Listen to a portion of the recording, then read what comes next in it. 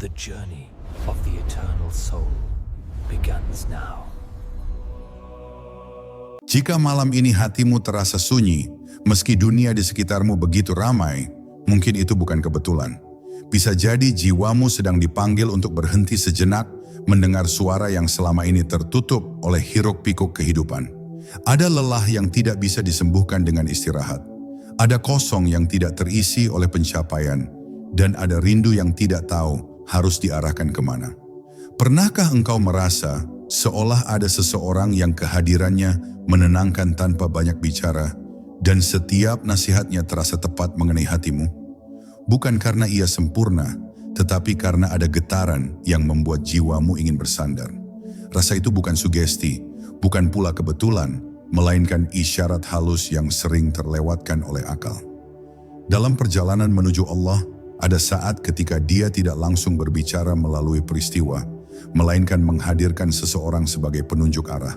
Dan jika hatimu mulai bertanya, gelisah, sekaligus berharap dalam diam, barangkali inilah saatnya engkau memahami satu hal penting.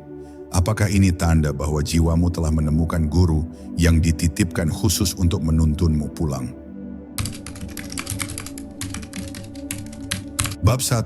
Saat hati mulai mendengar. Ada masa dalam hidup ketika jiwa terasa letih tanpa tahu sebabnya. Bukan karena tubuh yang lelah, melainkan karena hati terlalu lama berjalan tanpa arah. Pada saat itulah Allah sering menghadirkan kegelisahan yang halus, bukan untuk menyakiti, tetapi untuk membangunkan. Kegelisahan itu bukan tanda kesesatan, melainkan isyarat bahwa jiwamu sudah siap mencari cahaya yang lebih dalam, cahaya yang tidak lagi memuaskan diri, tetapi menuntun menujunya. Ketika seorang guru mursyid hadir dalam hidupmu, seringkali ia tidak datang dengan sorotan atau keajaiban lahiriah. Ia hadir seperti embun di pagi hari, diam, lembut, namun menghidupkan.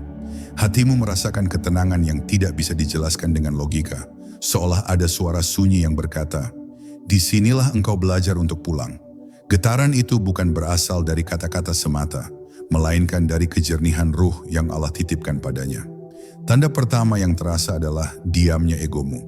Saat mendengarkan bimbingannya, kamu tidak merasa ingin membantah, tidak pula sibuk merasa paling tahu. Ada kerendahan yang tumbuh alami, seperti tanah yang rela diinjak demi menumbuhkan kehidupan. Bukan karena takut atau tunduk buta, melainkan karena hatimu mengenali kebenaran yang menyentuhnya dengan lembut, tanpa paksaan. Seorang guru mursyid tidak membuatmu merasa hebat, justru ia membuatmu sadar betapa kecilnya dirimu di hadapan Allah. Namun anehnya, kesadaran itu tidak melukai, melainkan menenangkan. Kamu tidak lagi sibuk membuktikan diri kepada dunia, karena perhatianmu perlahan beralih pada pembenahan batin. Setiap nasihatnya terasa seperti cermin, memperlihatkan kekurangan tanpa menghina, menuntun tanpa menggurui. Jika hatimu bergetar saat namanya disebut dalam doa, jika jiwamu menjadi lebih tenang setiap kali mengingat arah yang ia tunjukkan, maka itulah tanda awal yang lembut namun nyata. Bukan ia yang mengikatmu, melainkan Allah yang sedang menarikmu perlahan ke jalan pemurnian. Dan pada titik itu, sadarilah dengan penuh syukur. Bukan karena engkau telah menemukan seorang guru, tetapi karena Allah berkenan membimbing jiwamu melalui perantara yang Dia pilih. Bab 2. Getaran yang menuntun tanpa suara. Ketika bimbingan seorang guru mursyid benar-benar menyentuh jiwamu, engkau akan merasakan perubahan yang halus namun nyata. Bukan perubahan yang membuatmu merasa lebih tinggi dari orang lain, melainkan perubahan yang membuatmu lebih waspada terhadap isi hatimu sendiri. Ada kesadaran baru yang tumbuh, bahwa perjalanan menuju Allah bukan tentang seberapa banyak yang terlihat, tetapi seberapa jujur engkau di hadapannya. Engkau mulai memahami bahwa seorang guru mursyid tidak menarikmu pada dirinya, melainkan mengembalikan pandanganmu kepada Allah. Setiap petunjuknya terasa seperti penunjuk arah di malam gelap, tidak memaksa langkahmu, namun membuatmu yakin kemana harus melangkah. Bahkan ketika ia tidak berbicara, kehadirannya seakan mengingatkan hatimu untuk tetap lurus, tetap rendah, dan tetap bersandar hanya kepada Allah. Tanda lainnya adalah hatimu menjadi lebih peka terhadap kesalahan, namun tanpa rasa putus asa. Dulu kesalahan membuatmu larut dalam penyesalan yang panjang. Kini kesalahan menjadi pintu untuk kembali, menjadi jalan untuk lebih mengenal kelemahan diri. Itulah bimbingan rohani yang sejati, tidak memadamkan semangat, tetapi memurnikan niat agar tetap jujur di jalan taubat. Dalam bimbingannya, engkau tidak merasa digiring untuk mengagungkan sosok, melainkan diajak untuk memurnikan tujuan. Ia mengajarkanmu untuk tidak bergantung pada makhluk, bahkan kepadanya sekalipun. Justru di sanalah rahasianya. Semakin engkau mengikuti arah yang Ia tunjukkan, semakin engkau merasa dekat kepada Allah, bukan dekat pada manusia. Dan bila suatu hari hatimu diuji dengan kebingungan, kegoyahan, atau keraguan, ajarannya tetap tinggal sebagai cahaya penuntun. Bukan karena kata-katanya indah, tetapi karena Ia menanamkan adab kepada Allah dalam hatimu. Pada titik ini, engkau mulai mengerti bahwa getaran yang engkau rasakan bukan ilusi, melainkan sentuhan rahmat. Tanda bahwa Allah sedang membimbing langkahmu melalui jalan yang Dia ridai. Bab 3. Ketika jiwa mulai dibersihkan. Seiring waktu berjalan, engkau akan merasakan bahwa kehadiran guru mursyid bukan sekadar penambah ilmu, melainkan pengikis lapisan-lapisan gelap dalam batin. Hal-hal yang dulu terasa wajar, kini terasa berat jika dilakukan, bukan karena larangan keras, tetapi karena hatimu sendiri menolak untuk kembali pada kebiasaan yang menjauhkan dari Allah. Inilah tanda bahwa pembersihan jiwa sedang berlangsung secara perlahan dan penuh kasih. Engkau mulai menyadari bahwa perjalanan ini bukan tentang kecepatan, melainkan tentang keikhlasan. Guru mursyid tidak pernah menjanjikan jalan pintas, tidak pula menakut-nakuti dengan ancaman. Ia hanya mengajakmu untuk jujur melihat diri, mengakui kelemahan tanpa membenci diri sendiri. Dalam kejujuran itulah Allah membuka ruang penyembuhan yang selama ini tertutup oleh kesombongan halus. Pada tahap ini, engkau akan lebih sering diajak untuk diam, merenung, dan menyadari kehadiran Allah dalam hal-hal yang sederhana. Nafas terasa bermakna, doa terasa lebih dalam, dan air mata hadir tanpa paksaan. Tangisan itu bukan tanda kelemahan, melainkan bukti bahwa hatimu mulai hidup kembali setelah lama tertidur dalam hiruk-pikuk dunia. Guru mursyid sejati tidak memanjakan perasaan, tetapi menenangkan jiwa agar kuat menghadapi kenyataan. Ia membiarkanmu merasakan jatuh, agar engkau belajar bangkit dengan sandaran yang benar. Ia tidak selalu menghibur dengan kata-kata, namun menguatkan dengan adab dan teladan. Dari sanalah engkau belajar bahwa kedekatan kepada Allah tidak selalu terasa indah, tetapi selalu membawa ketenangan yang jujur. Jika dalam proses ini engkau merasa lebih sering mengoreksi diri daripada orang lain, lebih sibuk memperbaiki niat daripada mencari pengakuan, maka bersyukurlah dalam diam. Itu adalah tanda bahwa bimbingan telah menyentuh pusat jiwamu. Bukan untuk menjadikanmu suci dalam pandangan manusia, tetapi untuk menjadikanmu hamba yang semakin sadar akan kebutuhannya kepada Allah setiap saat tanpa henti. Bab 4. Tumbuhnya adab dalam perjalanan. Pada tahap ini, engkau akan merasakan bahwa adab menjadi lebih penting daripada sekadar pemahaman, bukan karena ilmu kehilangan nilainya, tetapi karena hatimu mulai mengerti bahwa cahaya tidak turun pada jiwa yang kasar. Guru mursyid membimbingmu bukan dengan banyak perintah, melainkan dengan keteladanan yang membuatmu belajar menghormati proses, menghormati waktu, dan menghormati takdir yang Allah bentangkan untukmu. Engkau mulai menjaga lisan bukan karena takut salah, tetapi karena sadar bahwa setiap kata membawa jejak pada batin. Diam menjadi lebih bermakna daripada banyak bicara, dan mendengar terasa lebih dalam daripada menjelaskan. Dalam keadaan ini, nasihat guru tidak lagi terdengar sebagai petuah dari luar, melainkan sebagai gema dari suara hati yang mulai jernih. Tanda lain yang halus adalah caramu memandang manusia berubah. Engkau tidak lagi mudah merendahkan, tidak pula mudah mengagungkan. Semua dipandang sebagai hamba yang sedang berjalan dengan ujian masing-masing. Inilah adab yang lahir dari bimbingan sejati. Tidak memutuskan, tidak menghakimi, tetapi mendoakan dalam diam, sambil menjaga hati agar tetap bersih dari prasangka. Guru mursyid tidak menuntut penghormatan lahiriah, justru ia menanamkan rasa hormat yang tumbuh alami. Engkau menghormatinya bukan karena kedudukannya, melainkan karena melalui dirinya engkau belajar menghormati Allah. Semakin dalam adab itu tumbuh, semakin ringan langkahmu di jalan ruhani, karena hatimu tidak lagi dipenuhi tuntutan untuk dipuji atau dipandang. Jika engkau mendapati dirimu lebih berhati-hati dalam bersikap, lebih sabar menghadapi perbedaan, dan lebih lembut kepada diri sendiri maupun orang lain, maka ketahuilah bahwa adab sedang dibentuk dalam jiwamu.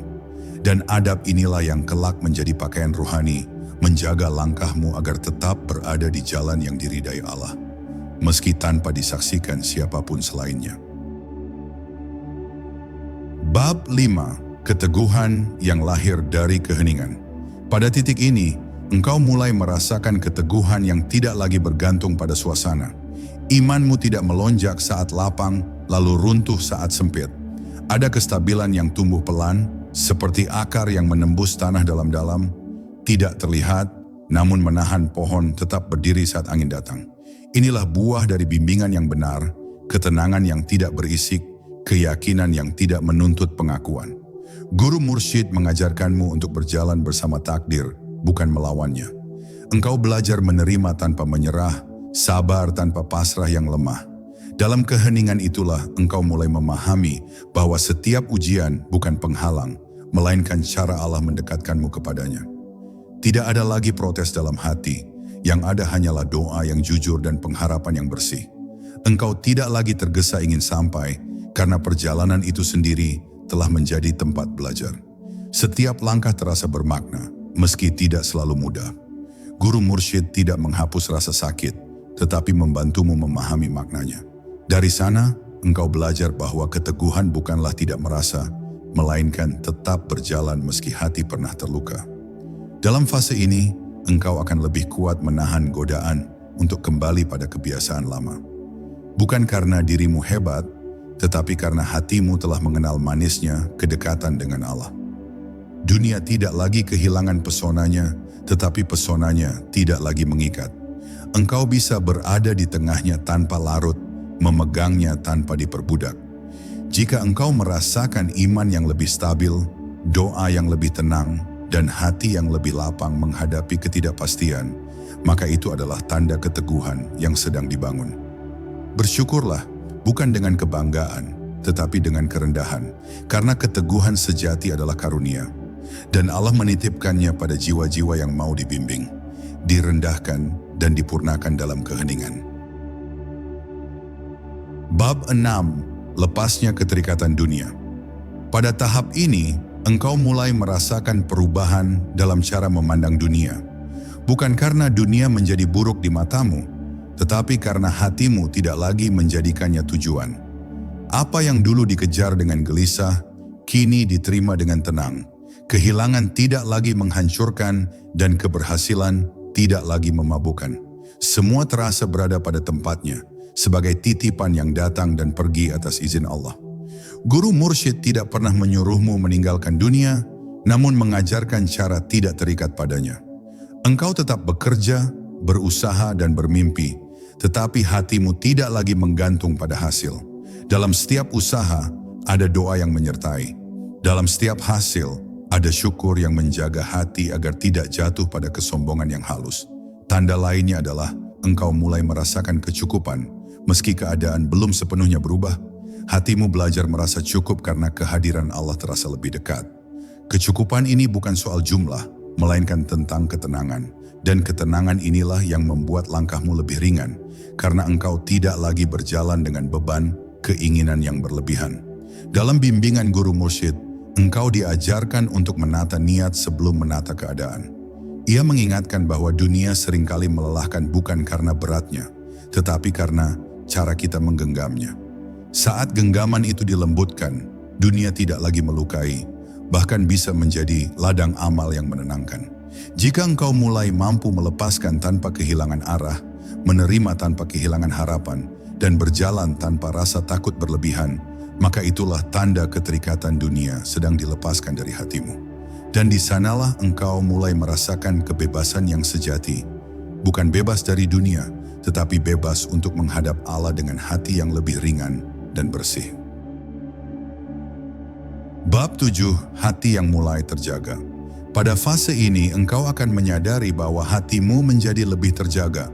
seolah ada penjaga halus yang mengingatkan setiap kali niat mulai bergeser, bukan karena engkau telah sempurna, tetapi karena kesadaranmu semakin hidup. Saat lintasan buruk datang, engkau tidak lagi menikmatinya dalam-dalam, melainkan segera kembali memohon perlindungan kepada Allah. Inilah tanda bahwa cahaya bimbingan telah menetap, tidak sekadar singgah. Guru mursyid membantumu mengenali gerak halus dalam batin, tempat niat sering bersembunyi dari pengakuan. Engkau belajar membedakan antara amal yang terlihat baik dan amal yang benar-benar lahir dari keikhlasan.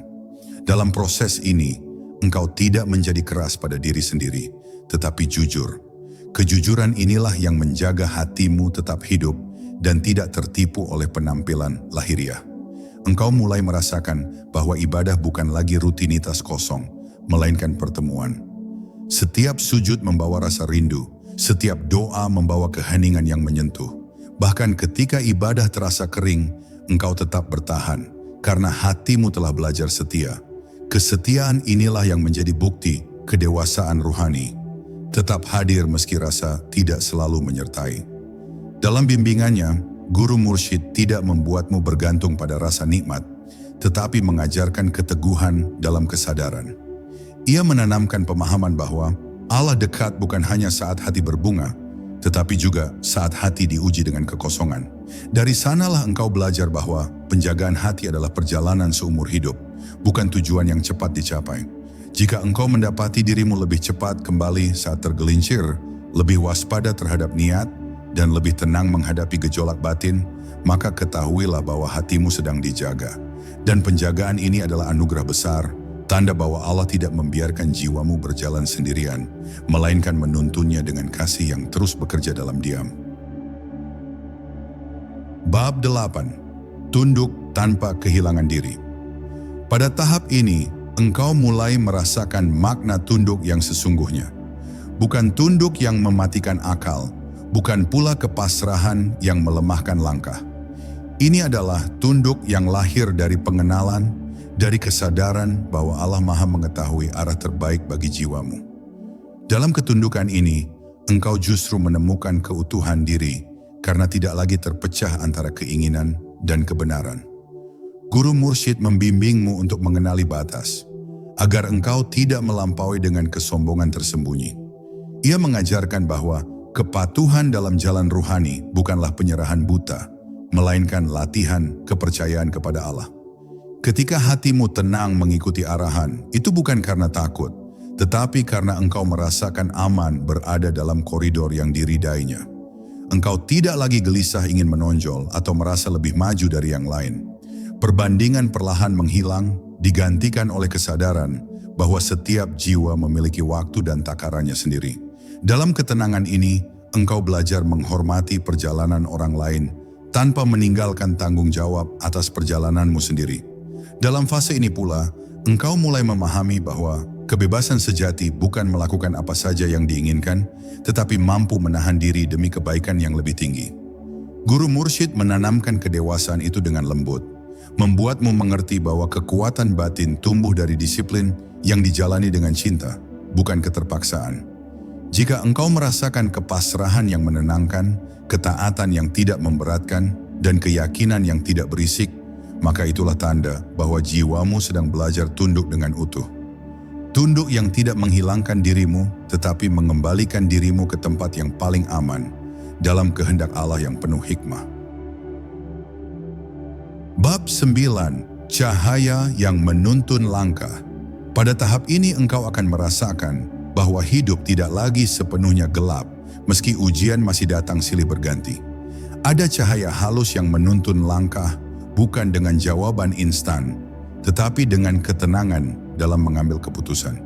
Cahaya ini tidak menyilaukan, tidak pula membuatmu merasa istimewa, namun cukup untuk membuatmu tidak tersesat dalam kebingungan yang panjang. Guru mursyid tidak menggantikan pilihan hidupmu, tetapi membantu menjernihkan batin, agar pilihan itu lahir dari kesadaran, bukan dorongan nafsu atau ketakutan. Engkau belajar menunggu dengan sabar, bergerak dengan pertimbangan, dan berhenti dengan kerelaan. Dalam bimbingan seperti inilah, Engkau merasakan bahwa Allah sedang mengajarkan kebijaksanaan melalui proses yang perlahan namun mendalam. Engkau mulai lebih peka terhadap isyarat kehidupan, bukan dengan prasangka berlebihan, tetapi dengan kehadiran hati. Hal-hal kecil terasa berbicara, peristiwa sederhana membawa pelajaran, dan kesunyian menjadi ruang dialog dengan Allah. Inilah tanda bahwa cahaya itu tidak hanya menuntun langkah, tetapi juga membuka mata batin untuk melihat makna di balik kejadian. Dalam fase ini, engkau tidak lagi terburu-buru menilai benar atau salah secara dangkal. Ada kehati-hatian yang lahir dari rasa takut yang sehat kepada Allah. Bukan takut yang membuatmu kaku, melainkan takut yang menjaga agar setiap langkah tidak jauh dari ridha-Nya. Guru mursyid menanamkan rasa ini tanpa ancaman, hanya dengan keteladanan dan kejujuran. Jika engkau merasakan keputusan yang lebih tenang, kesabaran yang lebih matang, dan keyakinan yang tidak terguncang oleh kebisingan dunia, maka cahaya itu sedang bekerja dalam dirimu. Dan cahaya ini adalah tanda kasih Allah, bahwa Dia tidak membiarkanmu berjalan dalam gelap, tetapi menuntunmu dengan lembut menuju kedewasaan ruhani yang semakin dalam. Bab 10. Pulang dalam keheningan. Pada akhirnya, engkau akan sampai pada sebuah pemahaman yang sederhana namun dalam. Bahwa seluruh perjalanan ini bukan untuk menjadi siapa-siapa, melainkan untuk kembali. Kembali kepada fitrah sebagai hamba, kembali kepada hati yang mengenal Tuhannya, kembali kepada ketenangan yang tidak lagi dicari keluar. Di titik ini, kehadiran guru mursyid terasa seperti jembatan yang telah mengantarkanmu menyeberang, bukan tempat untuk berhenti dan menetap. Engkau tidak lagi sibuk mencari tanda-tanda, karena tanda itu telah menjadi cara hidup. Setiap nafas terasa sebagai amanah, setiap langkah terasa berada dalam pengawasan kasih Allah. Dalam keheningan batin, engkau merasakan kedekatan yang tidak memerlukan pembuktian, cukup disyukuri dan dijaga dengan adab yang telah tertanam sepanjang perjalanan. Guru mursyid sejati tidak meninggalkan kekosongan saat engkau tidak bersamanya. Justru ia meninggalkan kesadaran yang terus hidup, mengingatkanmu untuk selalu kembali kepada Allah dalam setiap keadaan. Di sanalah engkau mengerti bahwa bimbingan yang paling agung adalah ketika hatimu mampu berdialog dengan Allah tanpa perantara, dengan penuh kerendahan dan kejujuran. Engkau kini tidak takut berjalan sendiri, karena kesendirian tidak lagi terasa kosong. Ada kehadiran ilahi yang menemani, menguatkan, dan menenangkan. Ujian tetap datang, air mata tetap mungkin jatuh, tetapi hatimu tidak lagi goyah seperti dulu. Ada sandaran yang kokoh, ada arah yang jelas, dan ada keyakinan yang tumbuh dari pengenalan, bukan sekadar harapan. Jika hari ini engkau mampu duduk dalam diam, merasakan syukur tanpa kata, dan menerima hidup apa adanya tanpa kehilangan cinta kepada Allah, maka itulah tanda kepulangan yang sesungguhnya. Bukan pulang dari dunia, tetapi pulang dari kegelisahan. Dan dalam kepulangan itu, jiwamu beristirahat, tenang, utuh, dan yakin bahwa setiap langkah yang telah dilalui berada dalam bimbingannya yang maha lembut. Kini, setelah semua tanda itu engkau renungkan dalam diam, jangan terburu-buru mengambil kesimpulan. Biarkan hatimu yang menjawab dengan jujur, tanpa dorongan ego, tanpa keinginan untuk merasa lebih sampai.